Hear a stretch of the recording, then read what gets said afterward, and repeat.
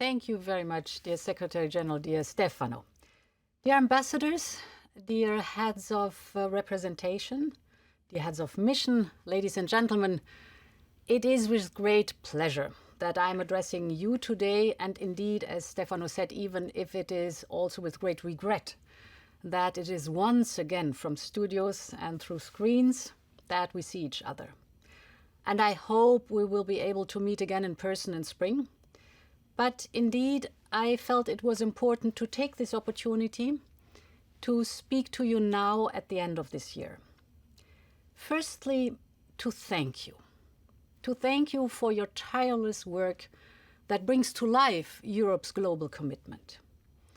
And secondly, of course, to make the case for why that work is so important at a time when international cooperation is more tense, more tested and more contested than ever. The pandemic is perhaps the most fitting place to start. We have all seen in the last weeks the true scale of the challenge we still face against a virus that the world cannot yet shake off. But if we take a step back, we also see the scale and the speed of the response. And we see the true value of international cooperation. Remember, when we met last year, no vaccine had been approved. Not a single dose had been administered anywhere in the world. Today, 44% of the world's population has been fully vaccinated. And a large part of the doses used were exported from or shared by Europe. So let's have a look at the figures since vaccine production started. While we have delivered around 1 billion doses of vaccine to the European people, we have in parallel shipped more than 1.4 billion doses of vaccines from Europe to more than 150 countries. We are the only region in the world that never banned exports despite, and you remember it, the intense pressure. And on top, the European Union is so far the biggest donor of COVID-19 vaccines in the world. EU member states have shared almost 350 million doses for donation. The large majority, around 300 million doses, have been shared via COVAX. And the rest, more than 45 million doses, have been delivered by EU member states through bilateral donations, for instance, to our neighbors in the Western Balkans. And we will do more. We will step up our effort to support Africa. This is very important because their vaccination is lower than in other parts of the world. And our overall aim is to ensure that 70% of the world's population is vaccinated by the middle of next year. Because we all know we will only control this pandemic if we fight it in every corner of the world. These are only a few examples of Team Europe delivering support and solidarity on the ground. I have seen throughout the last year how crucial EU delegations around the world have been at coordinating these efforts. And the work that you do on a daily basis is really making a difference. And I want to thank you wholeheartedly for the commitment and the dedication, often in the most trying of circumstances. I think in particular of the bravery and the passion of our team in Afghanistan, who helped to evacuate so many people and who continues to work every day to improve the humanitarian situation on the ground. I think together you have shown the best of Europe, and you have demonstrated that cooperation and partnership is still the best way to get things done in a world recovering too slowly and fracturing too rapidly. Because the global challenges on the scale we face today ultimately bind together the fate and the future of people from right around the world. Just think of the topics from the pandemic I've just looked at, to climate change or to question of human rights, security or prosperity, you name it. And therefore, I believe that proving to people that international cooperation and democracy can deliver is our biggest test with like-minded partners. This will, of course, be at the top of the agenda for the Summit for Democracy, organized by President Biden later this week. I know that there are some who question if this discussion is what the world needs right now, or others claim that putting democratic progress and values essential to international engagement is naive or even an obstacle to advancing our own strategic interests. For Europe, I will always believe that the opposite argument holds true, and that mainly for two reasons.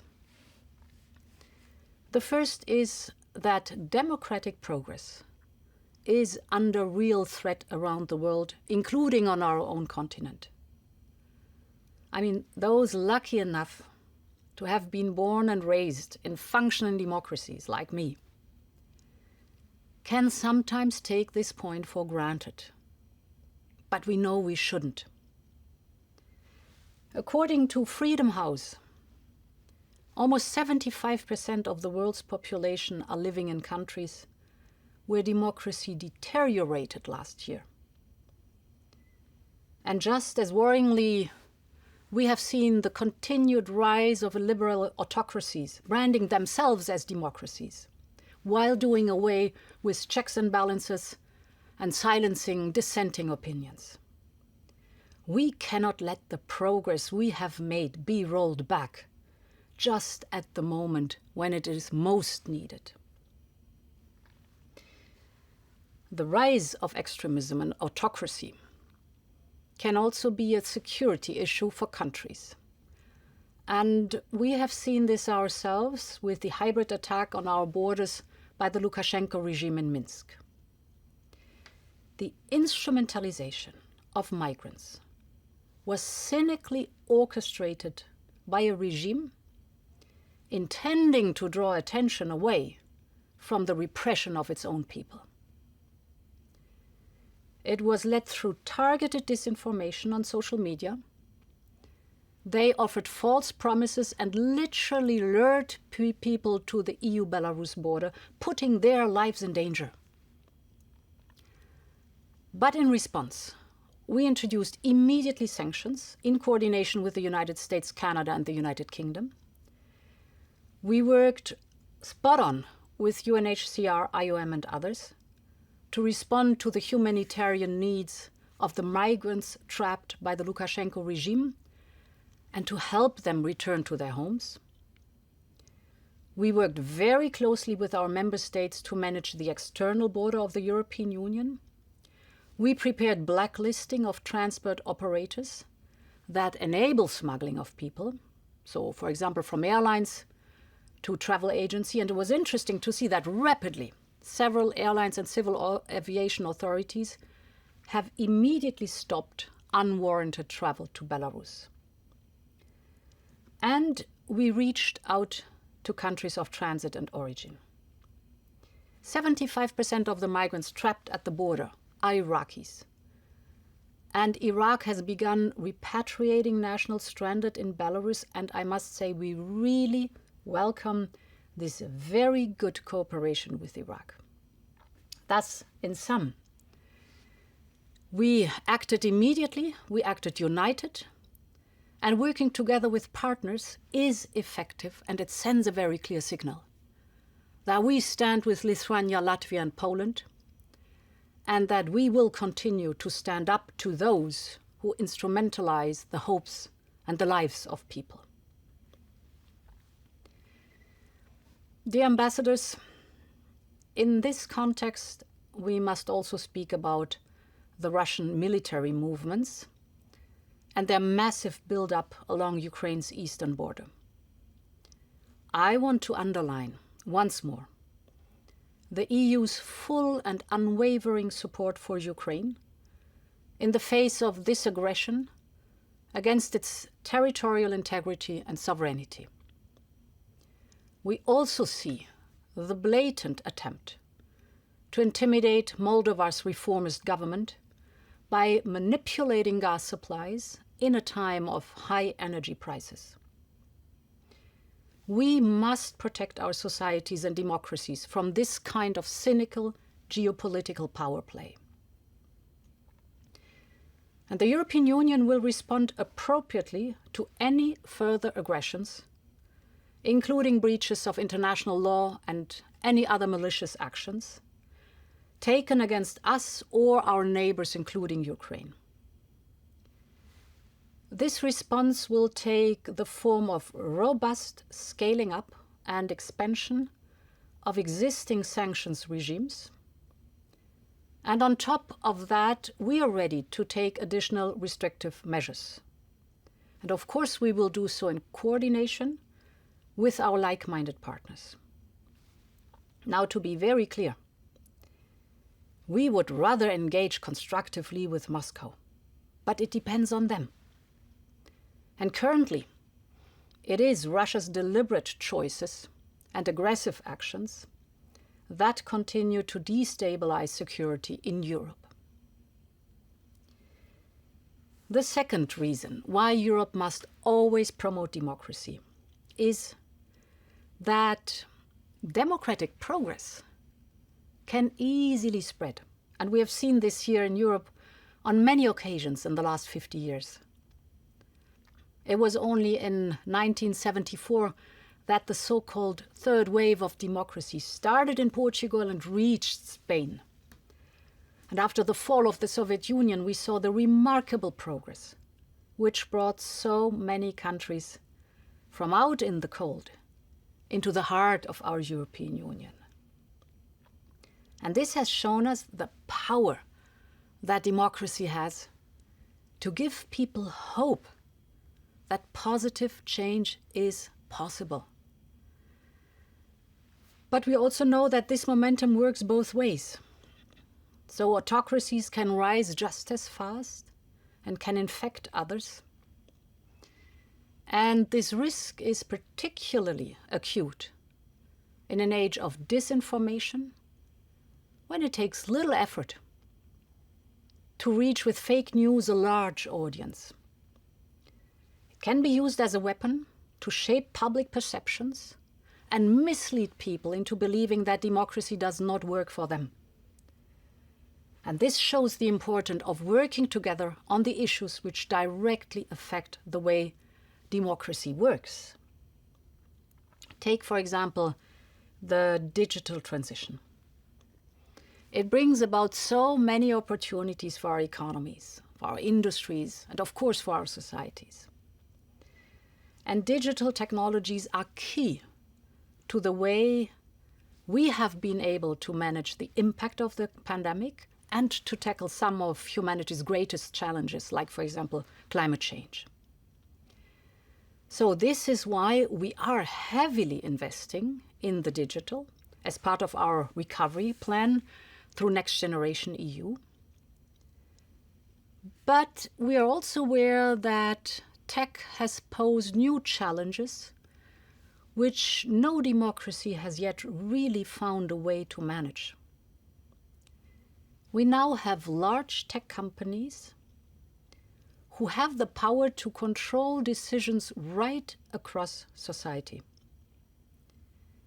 They are able to collect huge amounts of data from people's activities online, to target what they see, and to influence how they act.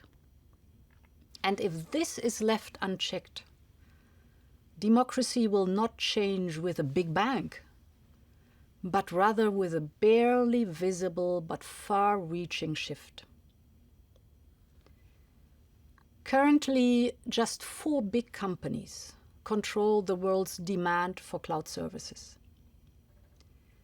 They have the ability to control the data which will run our economies and our cities in the very near future. And this makes a small group of companies major geopolitical players with influence over every part of our society. The good news is that we have seen a broad convergence of views among democracies on the challenge this poses to all of us. But we have also seen a huge divergence of approach in terms of how to manage this risk. For Europe, we take the position that if you want to be a tech leader, and we do, then you must be a leader in tech regulation too. And this is why we have proposed the new Digital Services Act and the Digital Markets Act. Both put clear requirements on online platforms to accept responsibility for the way in which they distribute, promote, and remove content. It will ensure more transparency on how algorithms work and why we are targeted with certain ads or content. It will open up fair competition, for example, by ensuring that search engines do not get an unfair advantage. So, just as we did with the GDPR, Europe is ready to take the lead to shape the global standards and rules in line with our human-centric and democratic values. And I'm proud of that leadership. I'm proud that Europe will always work with like-minded partners to achieve those goals. This is why we have also started work on the EU-US Trade and Technology Council. And it is why we want to develop closer alliances on tech and digital standards with other partners. We need this cooperation to shape the digital world and to ensure that our values drive the way new technologies are developed and deployed. Dear ambassadors, this is just one example of how democracy offers, I think, the best model to tackle the most pressing challenges. And I say that because democracies put people first. They aim to deliver on the expectations of society in a way that is peaceful and not at the expense of others. Of course, democracy, including ours, is not perfect by design or in reality. But the nature of those imperfections is what makes it stand out from autocracy, because it allows space for debate and criticism, and it allows space for new ideas to improve the way it works. And that's why I look very much forward to co-chairing one of the two leaders' panels at this week's Democracy Summit.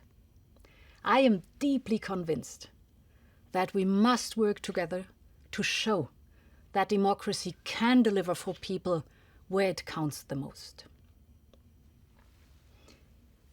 And there is nothing that counts more than when it comes to our fight against climate change and nature loss. This is the defining challenge of our generation. And it will dominate politics and geopolitics for decades to come. This is why we created the European Green Deal. Since we last met, Europe has gone further and faster than ever before. We adopted our first climate law and became the first major economy to put forward concrete measures to meet our reduction target of emissions by 2030. Of course, the European Green Deal does not work in isolation. It will have an impact on our partners, whether it be through the Carbon Border Adjustment Mechanism or our efforts to curb global deforestation, for example. So our role is to explain how we will support our partners through these transition and to go together down this same path. Now, there are some that say we should not be so ambitious, given that we only account for around 8% of global emissions. That's true. But we are also the third largest economy, our famous single market. And if we are able to show that it can be done to reconcile our climate with the economy, to deliver on growth through the green transformation, if we are able to prove that it is possible through innovation and with a just transition, then nothing is more convincing. Also in view of the devastating damage that climate change brings along. So there is an alternative. This is a generational task without any question, and it will involve all of us playing our role. And this was exactly the message I took to COP26 when we announced a further increase of our contribution for climate finance. And it is why we were pleased to join forces, for example, with others, on a partnership with South Africa to support their shift away from coal and towards a low-emission economy. So these are examples that show what can be achieved. But we will have to work hard at it, without any question, because the climate change and the path to net zero has, of course, the potential to intensify competition and friction between major powers. Those who move first and move fastest will have the biggest advantage. And those who rely on fossil fuels as a geopolitical tool will look to slow it down and make markets more volatile. And this only reinforces the need for us to work together with our partners to accelerate the twin transition around the world. And this was exactly the thinking behind the Global Gateway. As many of you know, the need for global infrastructure is massive, and it is urgent. So this investment, we know that, holds the key for countries around the world to improve the lives of their citizens and to meet the twin transitions, to create jobs in local communities, and to provide better and more equal access to essential services, whether we're speaking of healthcare or education, from energy to transport or digital technologies. And this investment is equally important to tackling the most complex global challenges we faced. Just as the urgency grows, so does the investment deficit. And now comes the point. This leaves too many countries with limited options to choose from. They want to invest, but the options are questionable. It can lead to taking unsustainable offers to secure investment, which can leave a heavy mark on a country's finances or on the rights of local communities for years to come. The dependencies this can create directly affects the autonomy of those countries. So there is space and there is huge demand for a positive, a sustainable and a values-driven offer. An offer which puts standards, transparency, and partnership first. And Global Gateway is Europe's offer. It will aim to unlock 300 billion euro for investment right around the world to speed up the global twin transition. It is about designing projects that deliver lasting social and economic benefits for local communities, in a way that also benefits Europe and our own strategic interests around the world. So this is not just about developing cloud and data infrastructure or building renewable energy capacity. It's also about that. But it is also about ensuring that people can make the most of the benefits this can bring. So, dear ambassadors, when we look at today's world, we see just how many groundbreaking inventions we have witnessed in the last years, from, for example, 5G or artificial intelligence, to solar power, clean transport, smart grid technologies, you name it. This has improved the way we do things across Europe and in most major economies. But if we look at the world, the benefits of these innovations are not felt by a large proportion of the global population.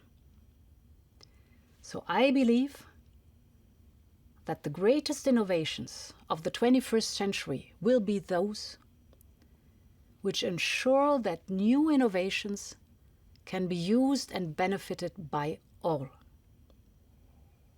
And this will not only require investment in infrastructure and stronger supply chains, but also in people, in skills, in knowledge, and in the capacity to ensure that they can be used and operated. And this is where I believe Europe and Global Gateway have a competitive advantage.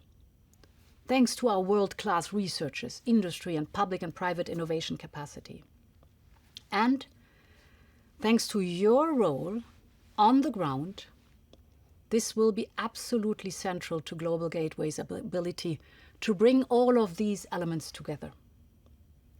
We need you to work with our partners to really identify investment needs and concrete projects, and to work with member states' embassies to ensure we take a Team Europe approach to this fantastic challenge. The ambassadors, whether it is on health, infrastructure development, climate change or digitalization, all topics I was briefly touching, the world needs to work together to get things done. There have been many successes in the last year. By the way, not least the historic agreement signed by round about 130 countries to make the global tax system fairer. But we should also not shy away from where there have also been difficult moments for global cooperation, which have a profound impact on our union. This only reinforces the need for Europe to focus on making itself stronger, both to be a better partner, but also to be able to better protect our own interests and values. This is why we have stepped up our own work to give ourselves the instruments to do that. We will soon present a new tool to dissuade others from using coercion tactics against us. This tool will equip us with the necessity to take trade, investment, or other restrictive measures towards those putting undue pressure on us. We are also strengthening our partnership with NATO on security and defense. I recently traveled to the Baltics with Secretary General Jens Stoltenberg, and we are working closely on an EU-NATO joint declaration. But it is not a new assessment that Europe can, and clearly should, also be able and willing to do more on its own. This will help us provide stability in our own region and beyond, to better prepare for new threats, and to ensure that we make the most of our unique combination of strength when we need to act. So this will be a core theme of our work in the year ahead. And it shows that Europe needs to draw on its own strength and work closely with our allies and partners all across the world. So we will continue to work on all our partnerships, even the most challenging or complex ones, because I think we must never see diplomacy as an endorsement of the other side, but rather as a way to get things done and to protect our own interests. This is the skill which HRVP Josep Borrell has in abundance. And I want to thank him for his leadership and unwavering support over the last year. And I want to thank all of you for doing the same. I very much look forward to seeing you soon, hopefully in person. And now I wish you a peaceful and a successful end of the year. Stay healthy et bon courage.